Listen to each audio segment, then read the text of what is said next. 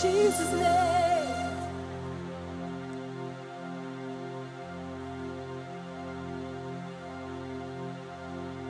Hallelujah. Sige po, purihin natin ang Panginoon.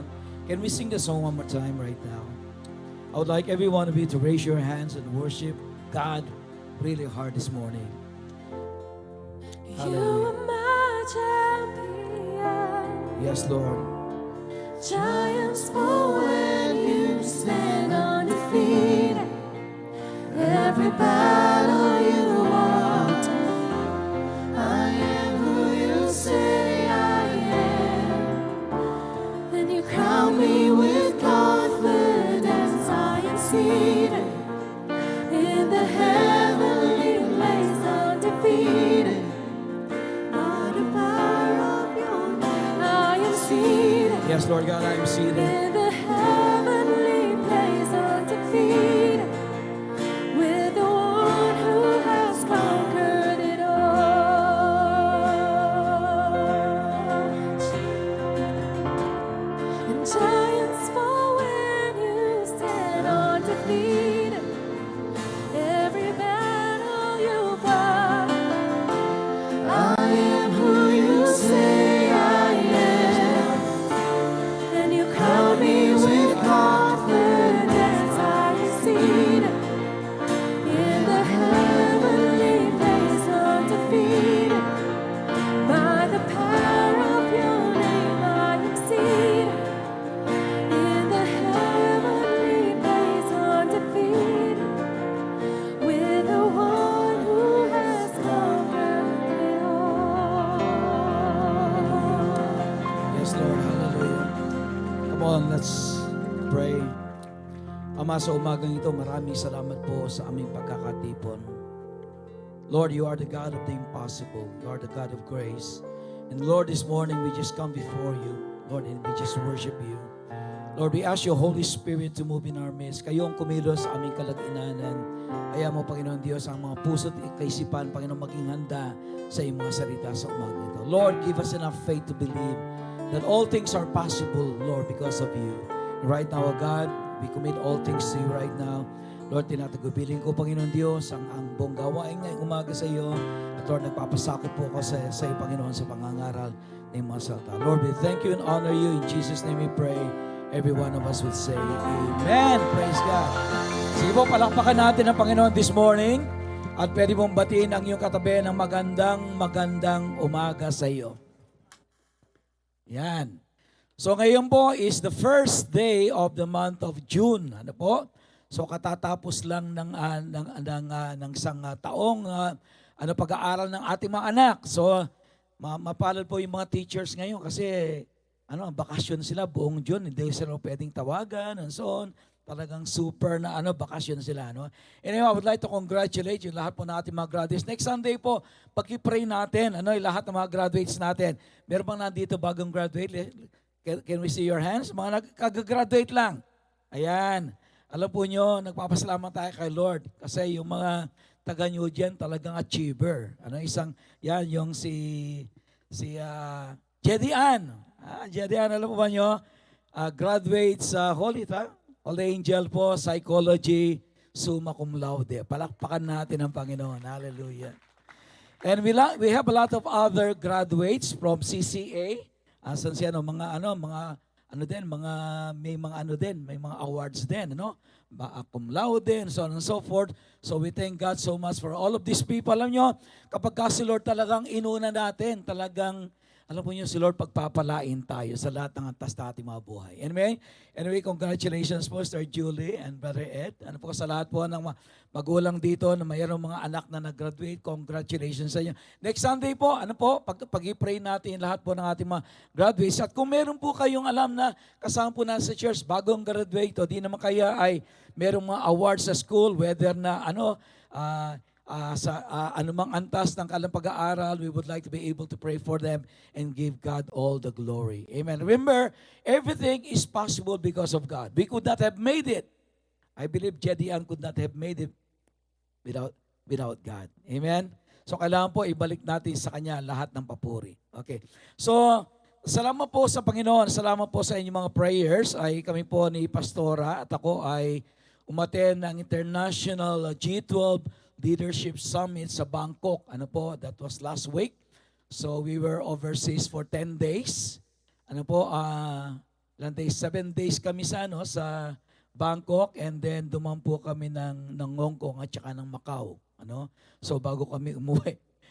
So yun po yung we were there for the last 10 days, and we thank God so much sapagkat yung pong conference o yung leadership summit aming pinuntahan ay talagang naging blessing sa amin. So there were 151 delegates from the Philippines. Ano po?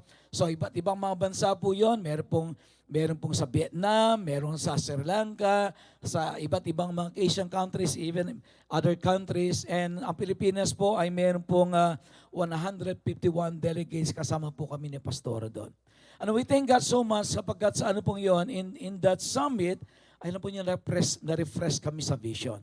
Okay. And I was really amazed kasi po, alam po ba ninyo, ang Thailand is 92% of the population are Buddhists. At alam po niyo, mga Buddhists, they don't really believe in a God creator. Ano? For them, they don't really acknowledge a certain God. Di katulad natin, we believe that we have a God who made the heavens and the earth. For them, there is no creator God. Pero ang Buddhism po, ang ano po niya, ang pinaka-objective niya is that every individual would reach yung pong, sabihin nila, yung pinaka-highest level po ng spirituality o kung tawagin po nila, I think, is nirvana. Okay? So, Thailand is a 92% Buddhist population, and then 5.4% Muslim, and only 1.2% Christians. Isipin po natin, only 1.2% ang Kristiyano, including na po doon yung Catholic and all of these other, ito po mga Christian denominations na ito tinatawag. So probably yung mga born-again Christians doon, siguro mga 0.05% lamang. Not even 1%. Pero alam po ba ninyo, I was amazed nung kami po ay nagpunta doon sa kung saan ginanap po yung conference na aming pinuntahan. I was really amazed on what God has been doing to Christianity in Thailand. Yung pong church na pinuntahan namin ay talagang pagpasok ko pa lang, napawaw na ako. Bakit? Kasi po para kung pumasok sa mall. Ano? Ang ganda ng church na, ang laki. Yung lupa po na is more than 2 hectares. And then towards the end of the conference, ay linapitan kami ng pastor doon, si Pastor Ano Parp. Then nagkwento siya sa amin. Pastor, alam niyo ba kanya? Anak ako ng pastor, sabi niya, when we started, we are only 7. 7 lang kami kanya. 7 lang kami. Pero alam po niyo, nung sila po ay nagsisimula, nung nakabili sila ng isang maliit na mixer na 6 lang po yung pinipindot, alam po niyo, umiiyak daw po sila. Nakabili lang sila ng maliit na mixer. Ano po, umiiyak sila, nagpapasalamat sila kay Lord because that is already a big achievement for them. Magkaroon lang ng maliit na mixer. Ano po? And then, pero alam po niyo, sabi niya, but God has been so good. As we walk in our faith and as we believe in God, sabi niya, God has blessed the church. Ngayon sila po ngayon ay 3,000 na. Ano po? And they were able to build a church worth 550 million pesos sa pera natin. Ano? And then yung lote nila is 220 million. So all in all, sabi niya, Pastor, sabi niya, almost 1 billion ang ginastos nila sa kanilang facilities, including all the lights and everything. So pagpasok po namin doon, na-amaze ako. Talagang, kasi po yung pong Liberty Church sa Bangkok, it is the biggest Christian church sa Thailand. Ano po? At ito po ay katulad natin, G12 Church. Nagdi-disciple din po sila. Nakita ko how discipleship work in their church. Bakit po? It grew from 7 to 3,000 and they were able to build the biggest church in Thailand. So pagpasok po, talagang na-amaze ako. Talagang super ganda talaga. Maganda pa sa mall. Kompleto, elevator, escalator, everything. Sabi ko, nangarap ako. Kasi po tayo, nag-pray po tayo in 3 years time. May tayo natin yung church natin, yung building natin. Nangarap ako. Lord, sabi ko, sana all. Di ba? So anyway, we went home refreshed. Meron pa rin bagong sigla sa implement the vision that God has given us. Pero yung testimony sa amin ng pastor, sabi niya, as we walk in faith, we believe that God is able to accomplish the impossible in the life of the church, in the life of every individual po sa yung mga Kristiyano po sa Thailand. So let's pray for them. Pag-pray po natin sila na sila po ay patuloy na umusbong, patuloy na lumawak ang Christianity sa Thailand. Meron din po kaming ilang mga delegates sa Sri Lanka and they are being persecuted because there is a civil war right now in Sri Lanka and they are asking for prayer. So in many of these Asian countries that was represented in this leadership summit, alam po niyo talagang nakatingin lang talaga tayo sa pananampalataya sa Panginoon on what He can do. Amen. So this morning I'll be talking to you in the topic walking by faith. Ayan. Yan po yung magiging topic natin. Faith is so important in the life of the Christian that the Bible exhorted us many times not only to have faith, but to grow and increase in our faith and to walk by faith or exercise our faith. Alam mo, yung tayong mga Kristiyano, hindi tayo pwedeng mabuhay as Christians without faith. Because everything about Christianity is all about faith. That is why the Bible always tells us, sabi niya, to have faith. Have faith in God. Alam mo niyo, kapag sinabi ikaw ay born again Christian, it means to say you have faith in God. Amen.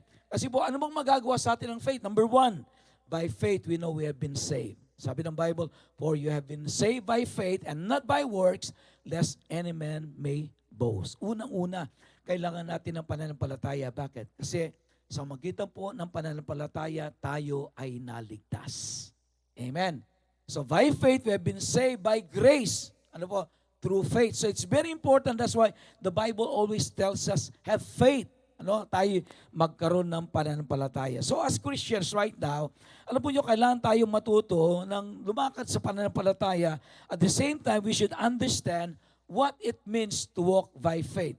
2 Corinthians chapter 5 verse 7, ang sabi dito ganito, for we walk by faith and not by sight. Ang sabi po ni Apostol Pablo ganito, lumalakad tayo sa pananampalataya, sabi niya, hindi sa magitan ng nakikita lang natin. So as Christians, every one of us, we are exhorted to walk by faith. In other words, ang ibig po sabihin niyan, we do not base everything that we do on what we see alone. Ano po? But on what the Word of God is saying. Okay? Kasi kung tayo po ay kikilos lamang, magdedesisyon lamang based do sa ating nakikita, alam po niyo, mamamali tayo. That's why the Bible tells us on 2 Corinthians chapter 5 verse 7, for we walk by faith and not by sight. Pero alam po niyo, maraming mga tao ngayon, sila by sights lang sila. Gusto ko makita ko muna, parang ganon. So people would like to see something first before they believe. Sabi nga nila, to see is to believe. Di ba? Yan po yung world. Kailangan makita ko muna bago ko maniwala. Para lang po nyo, tayo hindi. We believe first before we can see. Kailangan manampalataya ka muna bago mo siya makita. That's why the Bible tells us we should walk by faith and not by sight. Mark chapter 11 verse 22 to 25. Sabi dito ganito. Have faith in God, Jesus answered. I tell you the truth. If anyone says to this mountain, go, throw yourself into the sea, and does not doubt in his heart, but believes that what he says will happen, it will be done for him. Therefore, I tell you, whatever you ask for in prayer, believe that you have received it, and it will be yours. Yan po yung sabi ng Bible, Yan ang sinabi ni Jesus. Sabi niya, Jesus answered them, I tell you the truth. If anyone says to this mountain, go, throw yourself into the sea, and does not doubt in his heart, but believe that what he says will happen, it will be done for him. In other words, what Jesus is telling us here is that we should have faith in God. Ang ibig sabihin, kapag kami pananampalataya ka sa Diyos, walang imposible sa iyo. All the impossible things becomes possible when we have faith with God. Kapag ka po tayo ay may pananampalataya sa Diyos, lahat ng bagay ay nagiging posible. Alam mo yan, sa buhay po nito, there are a lot of impossibilities. Hindi ba? Kung minsan sa araw-araw ng ating mga buhay, meron tayong gustong ma-achieve. Meron tayong gustong gawin. Pero alam po niyo, alam natin sa ating mga sariling kakayahan, it is impossible. Say for example, sa ating mga achievers sa graduation this time, I believe what they achieved was only made possible because of God. Ano po? Nang dahil lang sa Diyos. It is not because not all intelligent people anyway succeed. Amen? Hindi po lahat ng taong matalino nagsasucceed. There are a lot of intelligent people who fails. But I believe, alam po nyo, kung may pananampalataya tayo sa Diyos, kahit na hindi ka gaanong matalino, everything is possible. Amen. Kaya sabi ni Jesus again to, sabi niya, therefore I tell you, whatever you ask for in prayer, believe that you have received it and it will be yours. Ano man, sabi niya, ang hilingin mo sa Diyos, sa magitan ng pananampalataya, sabi niya, manalig ka, magtiwala ka, na natanggap mo na at yon ay mapapasa iyo. Amen. So ang ibig po sabihin yan, Lord, baliktad po, no? Baliktad sa mundo. Ang mundo, kailangan makita mo muna bago mo paniwalaan. Kay Lord, hindi. Ano po? Kay Lord, manalig ka muna, magtiwala ka muna bago mo makikita. Amen. So you have to believe first before you can receive it. Kaya nga po, ang takbo ng mundo at ang takbo po ng pananampalataya natin, magkaiba talaga. Magkaiba talaga. So we are able to receive whatever we ask of God because we believe. In other words, kailangan meron ka munang pananampalataya. Manalig ka muna bago mo makikita. Now, what does it mean to walk by faith? Ano bang ibig sabihin ng Bible nang sinabi niya, walk by faith and not by sight? Ano? Manalig ka muna. O anong ibig sabihin ng lumakad sa pananampalataya? Number 1. Ayan, sabi niya dito, walking in faith is believing when I don't see it. Ayan, yan ang number 1. Okay? What does it mean to walk by faith? Number 1, walking in faith is believing, when I don't see it. Ano po bang ibig sabihin ng lumakad sa pananampalataya? Ang ibig sabihin nito, yung nananalig ka na, naniniwala ka na kahit na hindi mo pa nakikita. Amen. That is how it is to walk by faith. It is believing when you don't see it. Ayan. Sabi dito, faith is visualizing the future in advance. Yan po ibig sabihin ng pananampalataya. Nakikita mo na, malayo pa, nakikita mo na. Ano? Wala pa, nakita mo na. Nakita mo na sa vision mo. That is what it means to walk by faith. Okay. Halimbawa po, I remember that time. Yung sasakyan ko noon, yung coaching luma, Nissan California. Then I was telling Pastor Malu, sabi, nakakita ko ng Starex na nakapark sa garay nating kulay blue. Sabi ko sa kanya. Sabi, yan nakikita ko, sabi ko, alam po niyo, a few months later, ayun, meron nagpark na kulay blue Starex sa garahe namin. But I saw it before it happened.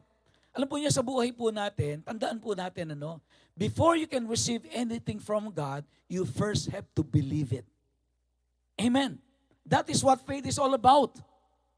Yun po yung pananampalataya natin. Kaya what does it mean to walk by faith? It means to say you visualize it first. Kung nananalig ka na magkakasawa ka, kailangan ngayon pa binivisualize mo na. Ano ba yung pinag-pray mo? Blue eyes, green eyes, red eyes? Ano ba?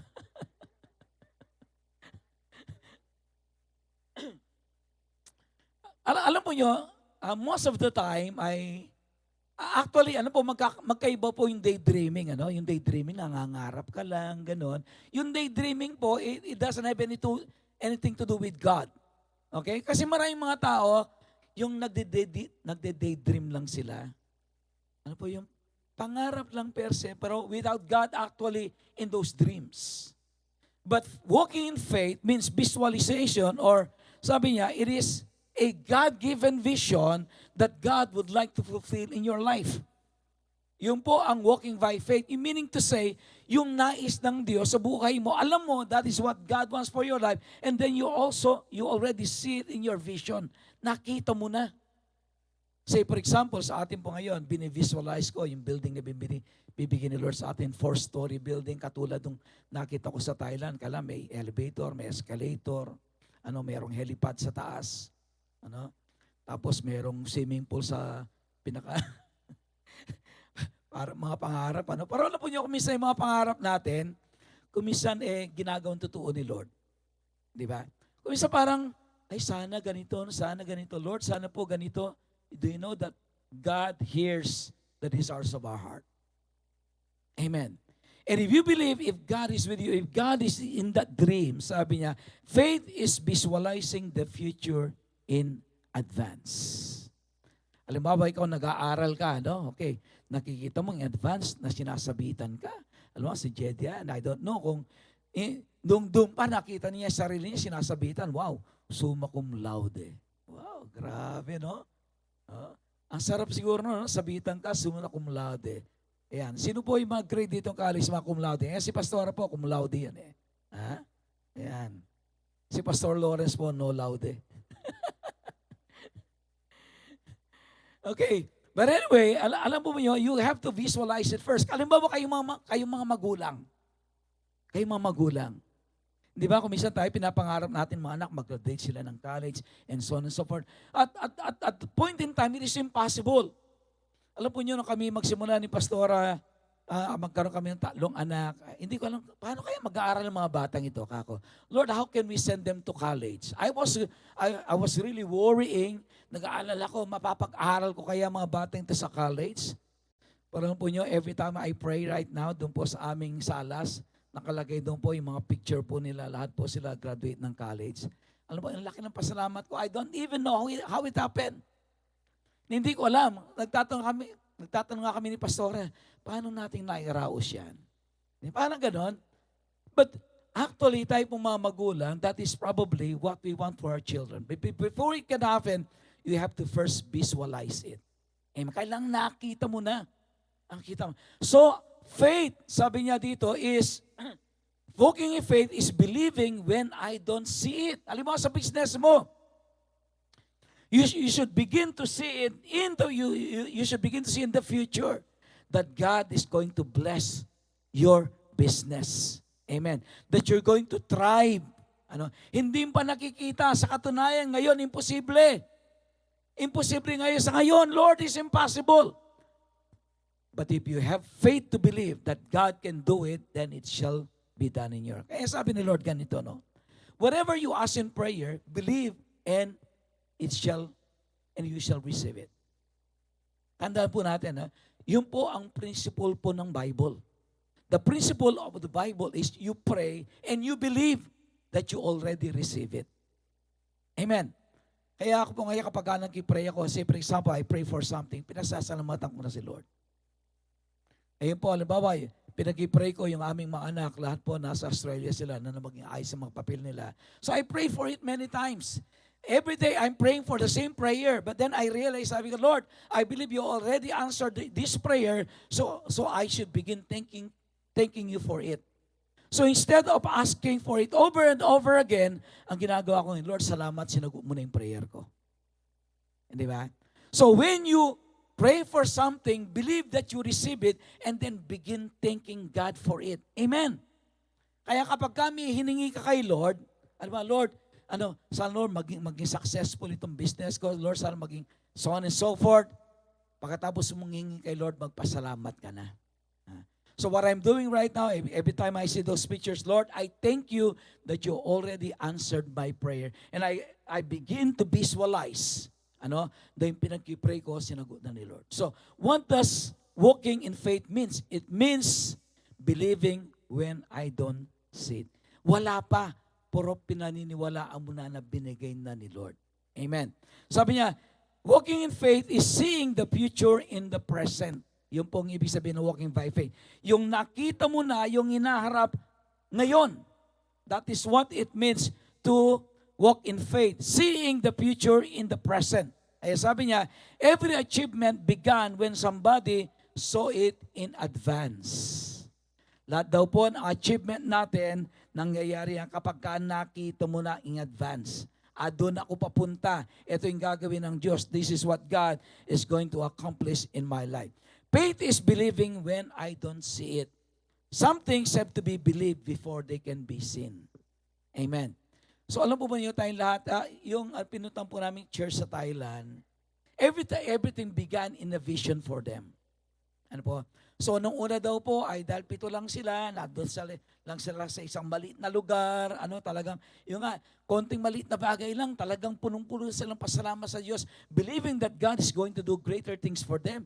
We just imagine, nakabili lang sila maliit na mixer, umiiyak sila.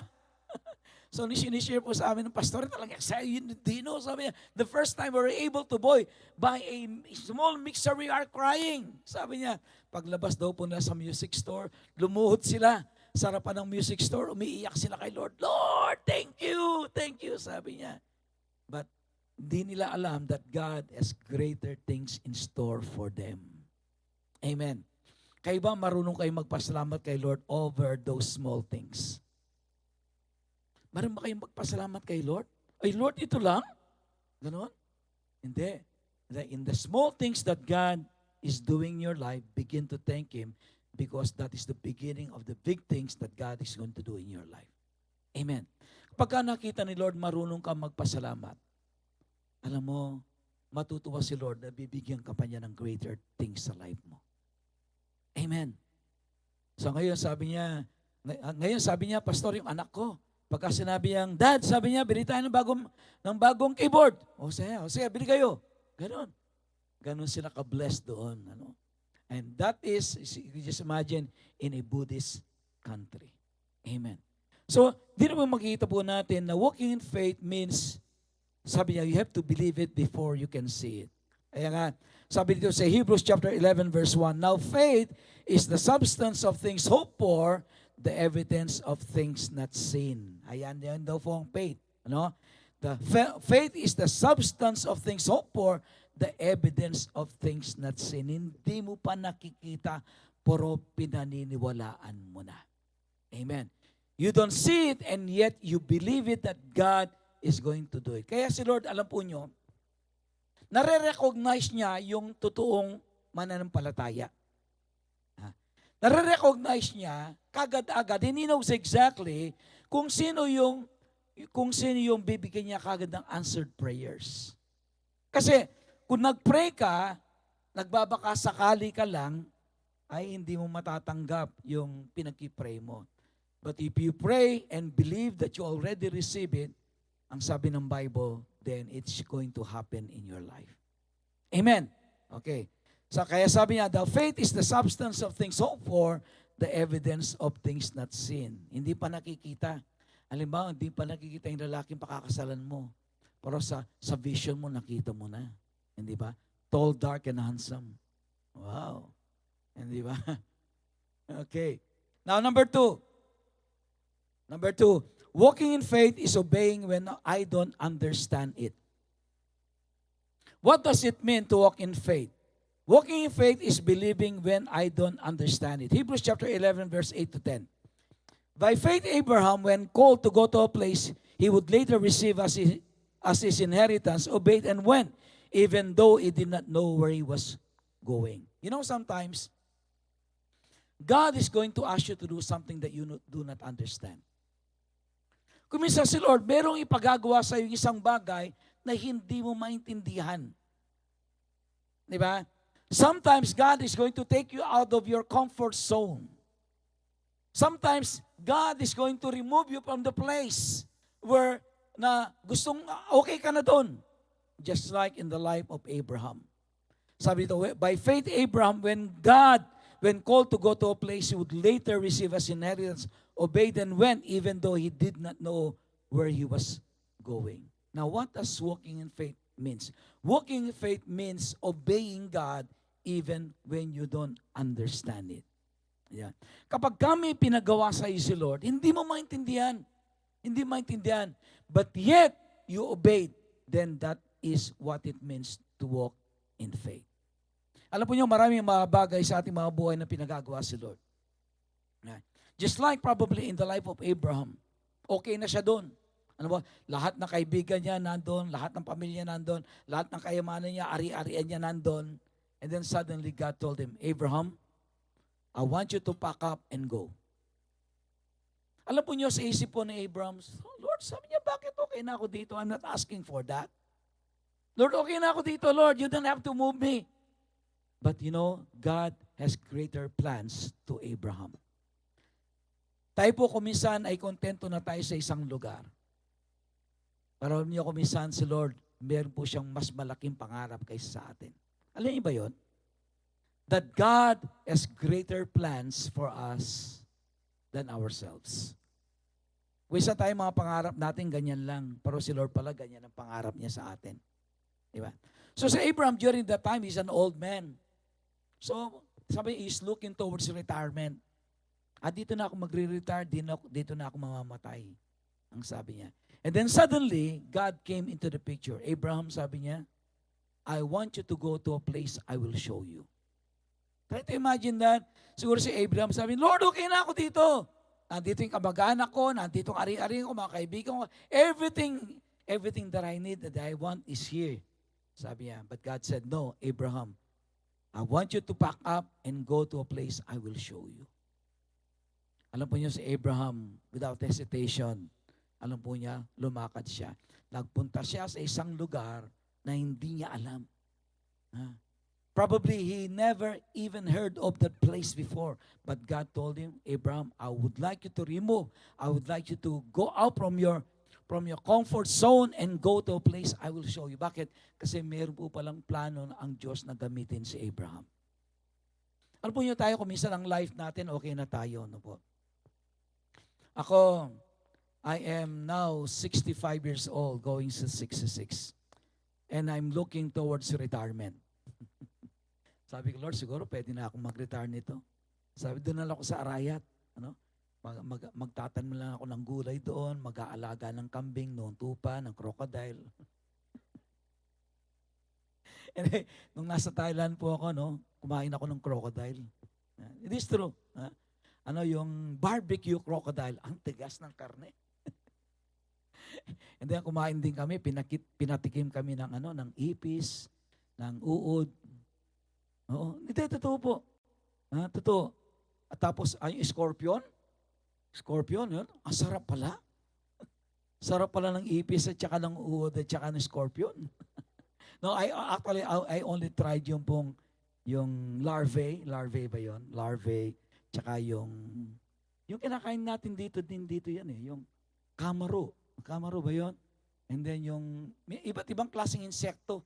Kasi po itong kinakain sa insekto. I just would like to try it. So yun ang makasama natin pupunta sa Thailand, I think, end of this month. So you have to try it. Okay. Anyway, alam po niyo, si Abraham, alam po niyo, nung siya ay sinabihan ng Diyos, sabi niya, go to a place I will show you. Right away, Abraham obeyed. He obeyed. He does not understand, pero alam niya na meron palang masigit na plano ang Diyos sa kanyang buhay. Alam mo, sa akin po, I realize, sabi ko, Lord, I'm looking towards retirement. Pero sabi ng makasamang mga pastor, nandun, talagang, well, even at advanced age talagang sumisipa pa sila sa ministry. So sabi ko, Lord, pinagsisiyan ko yung Lord, sabi ko, sorry. Sa'yo pala, wala palang retirement. Sabi na, Lord, walang retirement sa atin. Sabi niya, only refirement.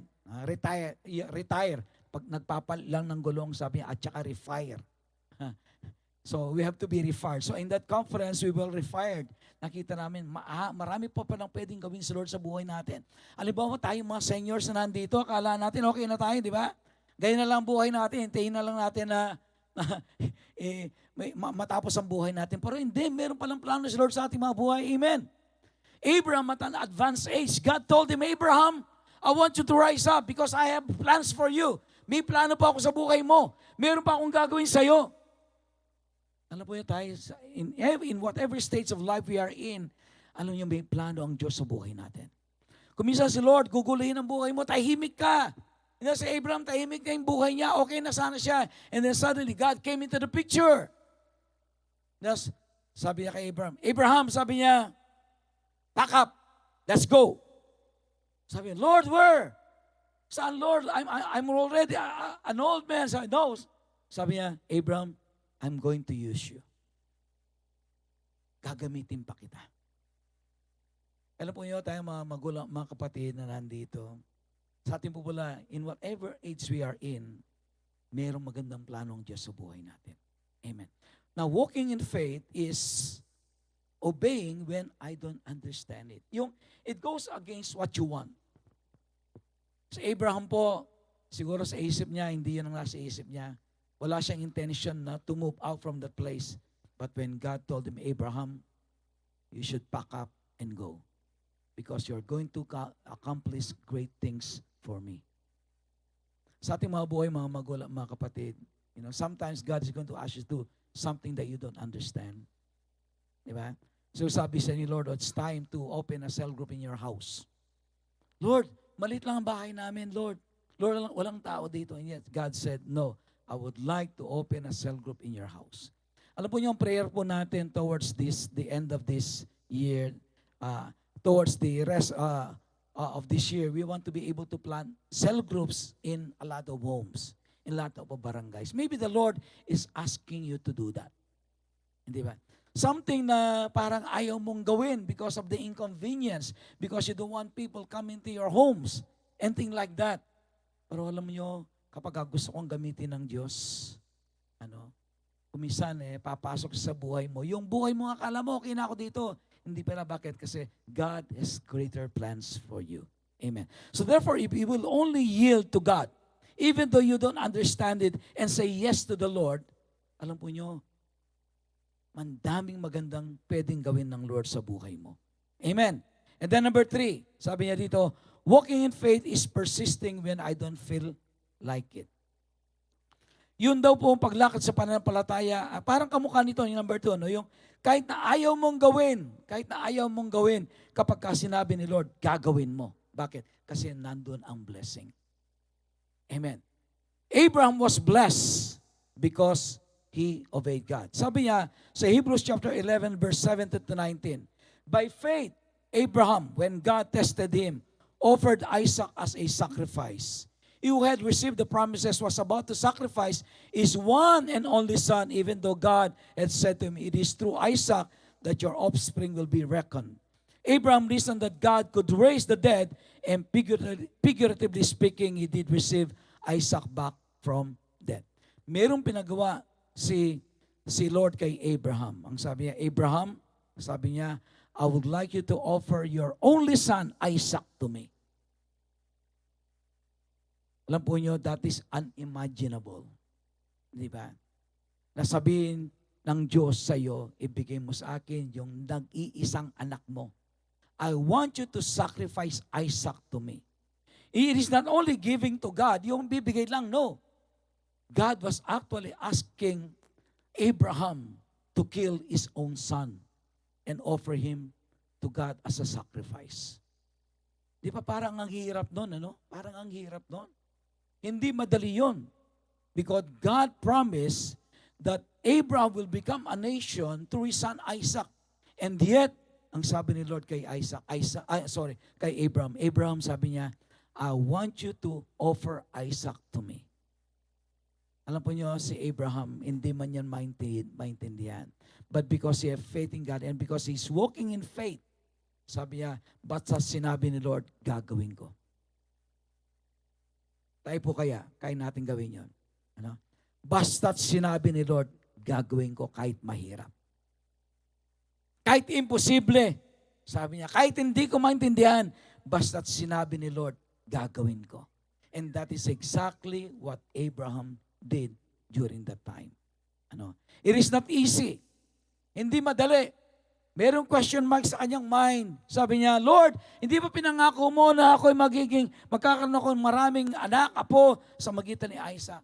Ngayon, Lord, I'm going to kill my own son with my own hands.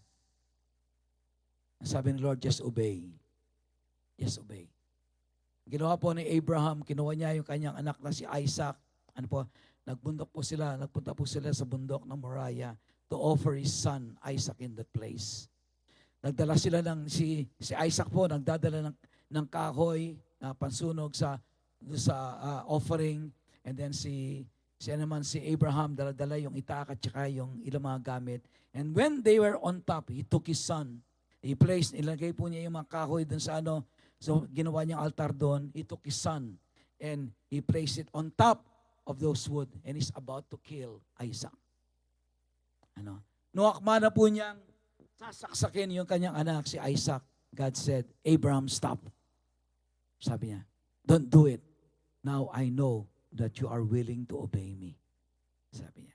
So it was a test. It was a test of faith for Abraham. Sinusubukan lang pala siya ng Diyos kung siya ay susunod. But you know what? Abraham is willing to obey God at all costs. Amen. Walking by faith is willing to obey God at all costs. If God told you to offer something to Him, if God told him, okay, offer that relationship to me. Sabi niya, okay, ibigay mo sa akin ang boyfriend mo.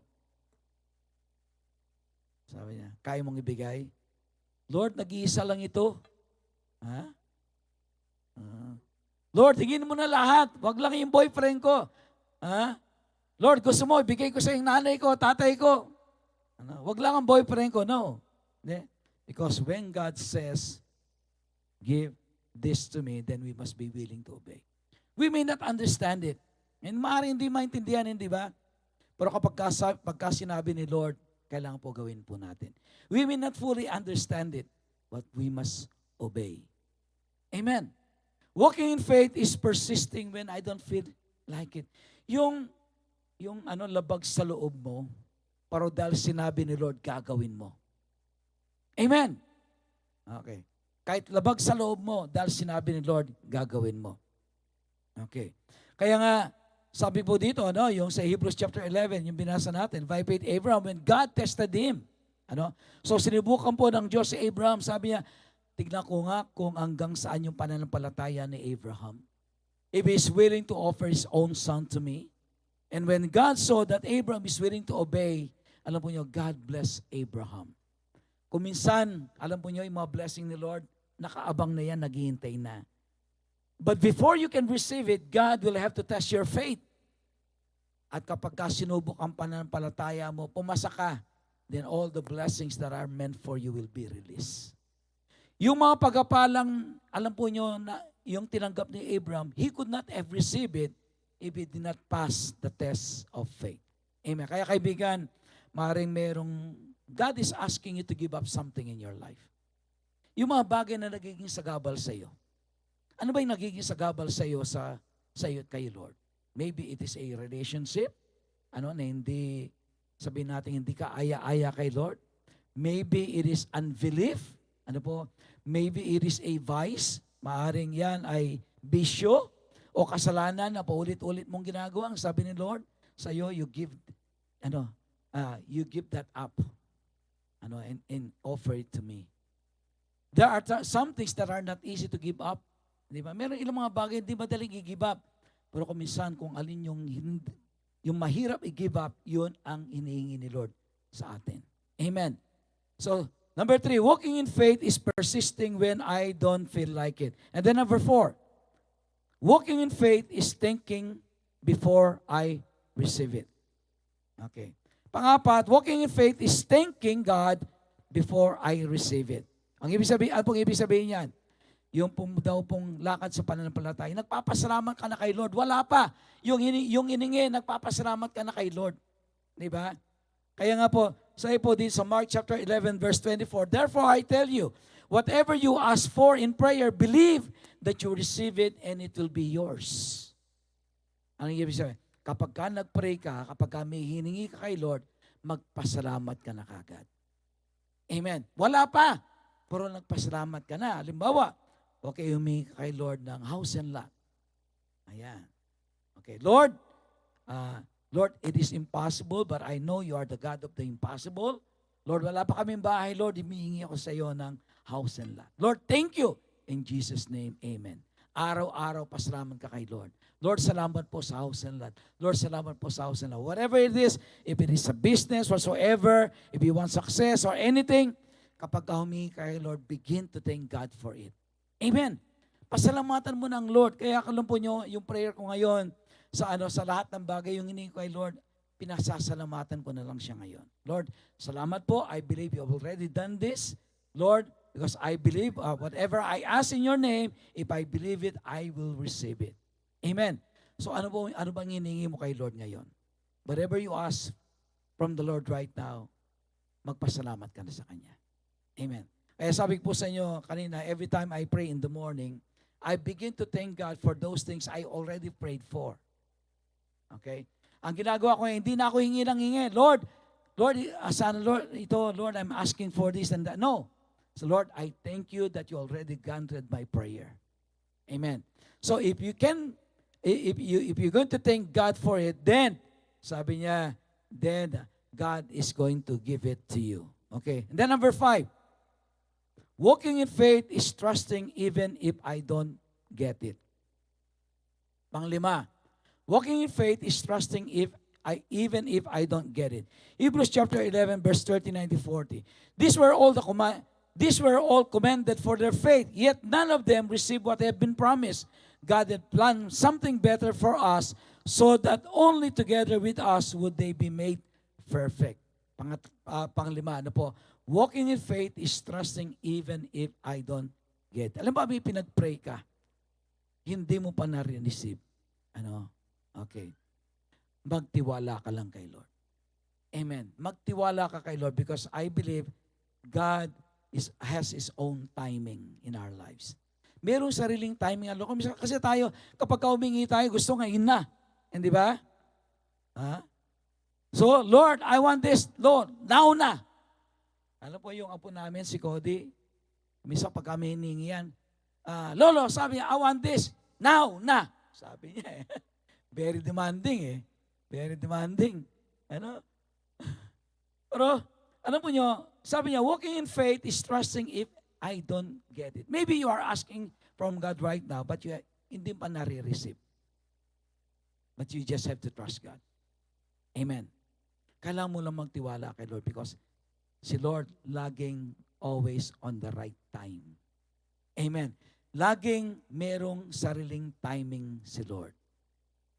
Amen. I remember noon nag-apply po kami ng loan sa SSS. Ang tagal! Hindi dumarating, nainip na kami para bagang, anong nangyayari sa patagal-tagal nito. And then, ang mga anak po, si Stermalo, pagkatapos ng anak, lumabas yung loan. Yung pala, that is the right timing kasi that is the right time na kailangan namin. Alam niyo, kung minsan tayo, dami nating hiningi kay Lord, hindi ba? Naiinip tayo, Lord, bakit wala pa? Tandaan niyo to, si Lord meron siyang sariling timing sa buhay po natin. Amen. Maring hiningi mo siya ngayon, alam ni Lord, din pa kailangan. Pero at the right time, ibibigay sa ni Lord ang lahat ng bagay. So walking in faith is trusting even if I don't get it. Kahit na hiningi mo kay Lord, wala pa, magtiwala ka lang sa Panginoon. Magtiwala ka lang kay Lord.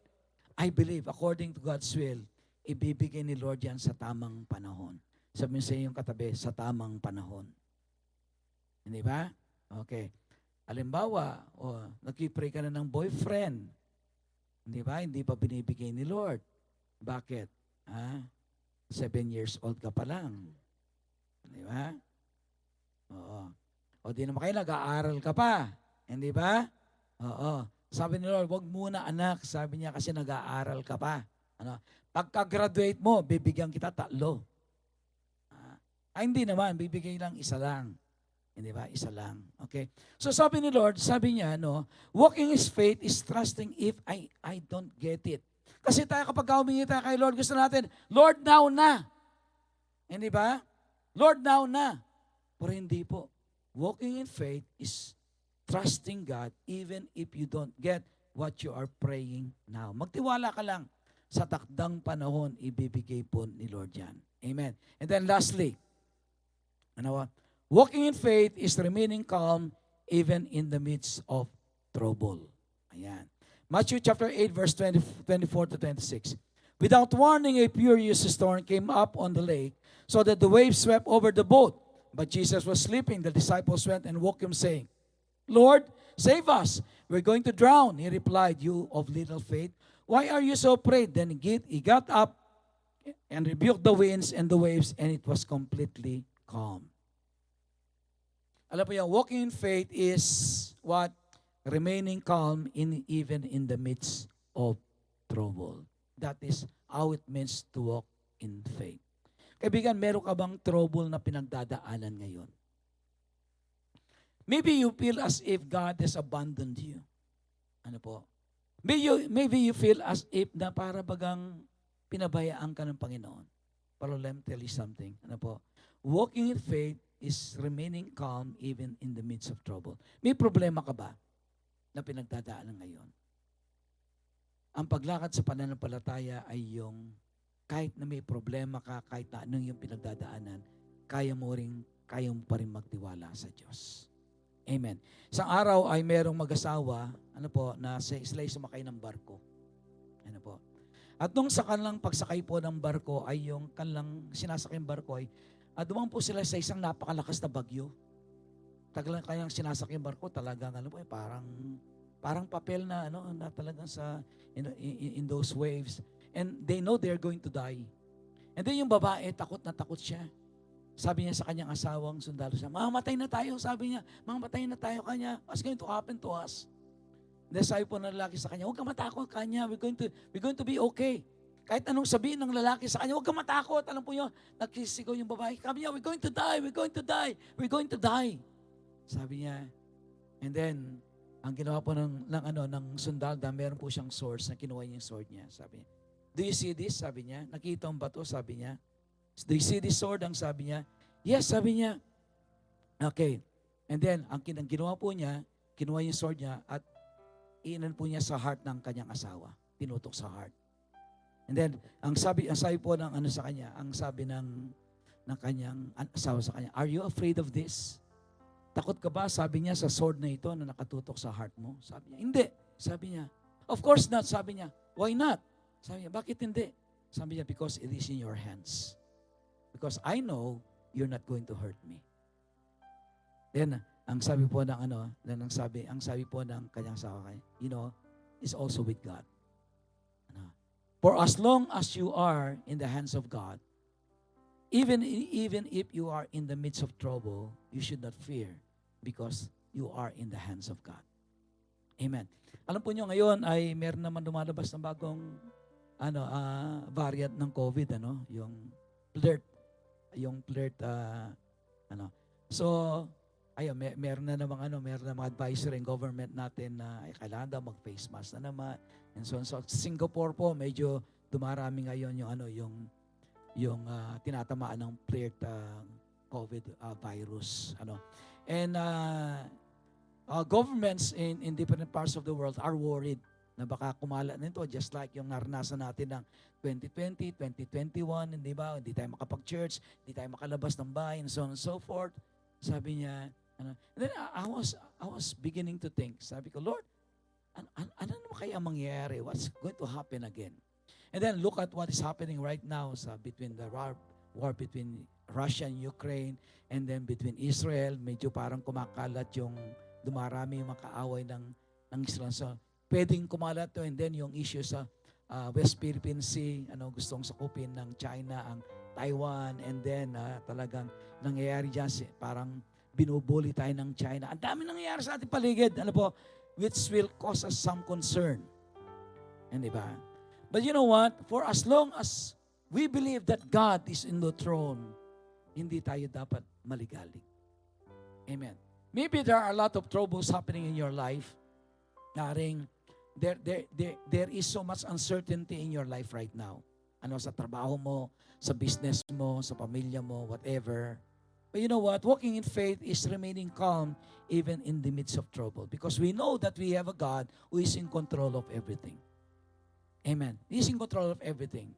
I believe yung pong church na pinunta ko sa Thailand, they went through a lot of troubles. We just imagine na nakapalibot sila sa mga Buddhist country. Napakahirap mag-share sa mga Buddhists because they don't believe in a deity.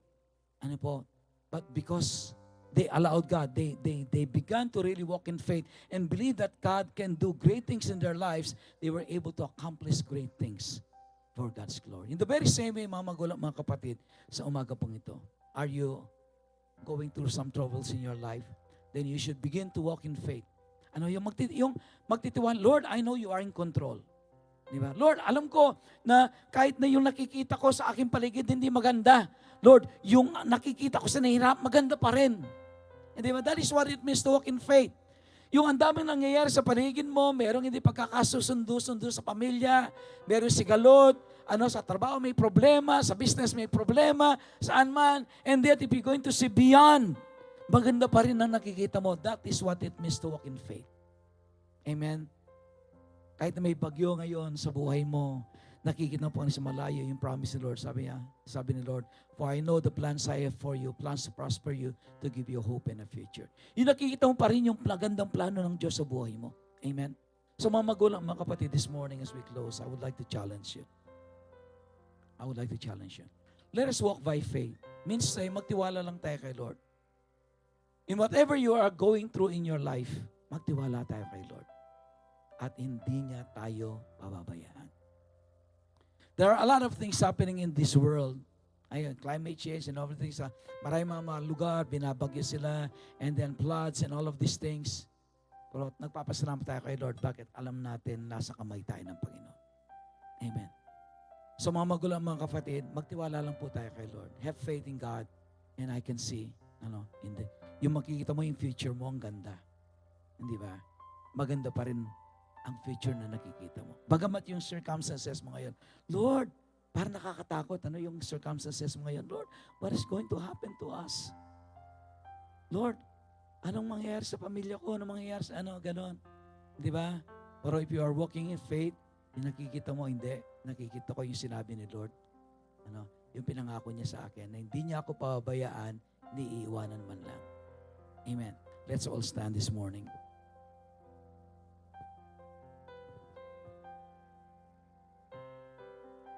Kaibigan, I don't know what you're going through right now. I don't know if you understand what walking in faith means. Alam niyo, gusto lang ni Lord, manampalataya tayo. God just would like every one of us to learn how to walk in faith. Huwag kang umasa lang sa nakikita mo.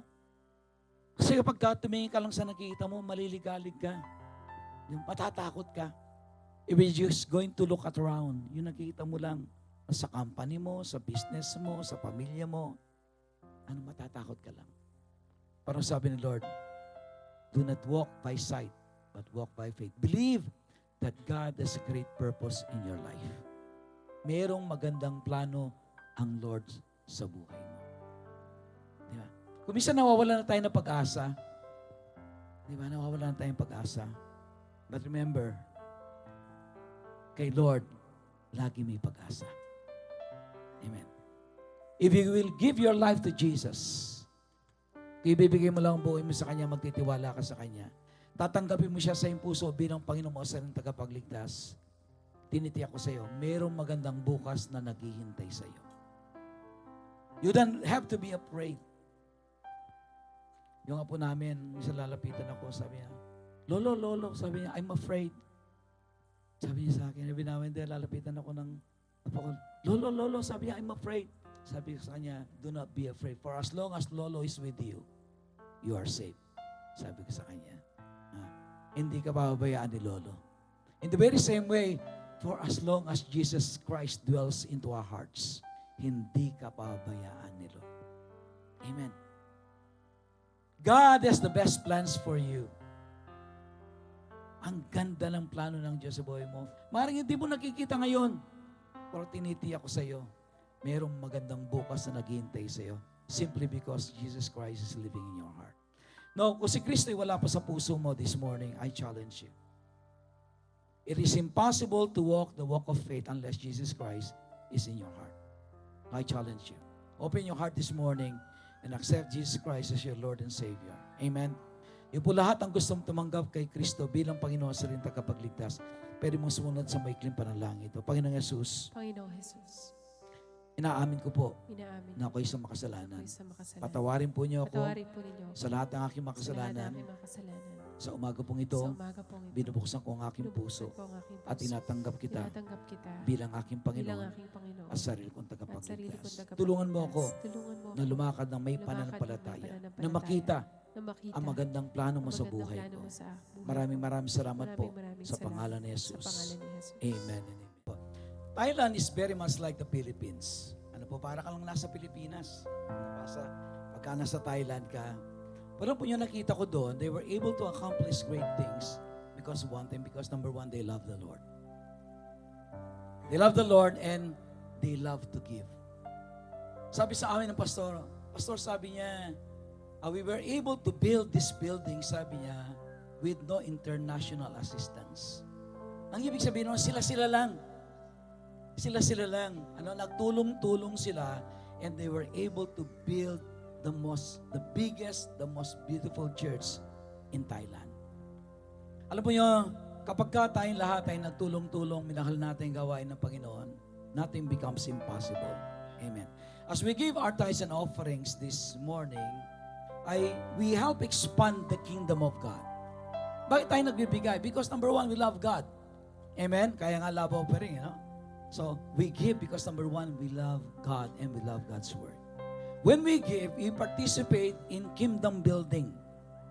So, pinalalawak po natin ang kaharian ng Diyos so that many more people will come to know Jesus.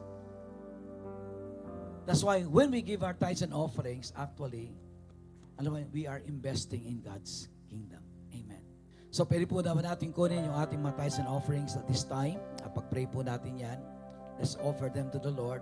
Pag-pray natin, lahat ng tithes and offerings na yan ay talagang maging instrumento para mas maraming mga tao makakilala kay Lord bilang Panginoon ng sariling tagapagligtas. Come on, let's pray. Lord, this morning we want to thank you, we want to honor you. Lord, we will give because we love you. Not because, oh God, we need to, but Lord, because we love you. Magbibigay kami dahil mahal ka namin. Magbibigay kami dahil mahal namin ang gawain. Magbibigay kami dahil mahal namin ang iyong church. Magbibigay kami, Panginoon, because we want to expand your kingdom here on earth. Lord, pagpalain mo ang bawat isa sa amin as we give. Lord, I ask, oh God, that you bless every one of us. Pagpalain mo, Panginoon, ang mga kinabubuhay ng iyong mga anak, ang mga trabaho, ang mga business, ang mga deals, whatever deals they have, Lord. Lord, I pray that you would release, Lord, supernatural blessings upon your people, Lord. Yung mga hindi nila inaasahang pagpapala darating sa kanilang mga buhay. Lord, they will be able to accomplish great things, oh God, because of all your promises. Right now, oh God, as we offer to you, we thank you and honor you. And we give all of this, Lord God, sapagkat mahal ka namin. Maraming salamat po sa pangalan po ng aming Panginoon Jesus. Amen. Amen. Praise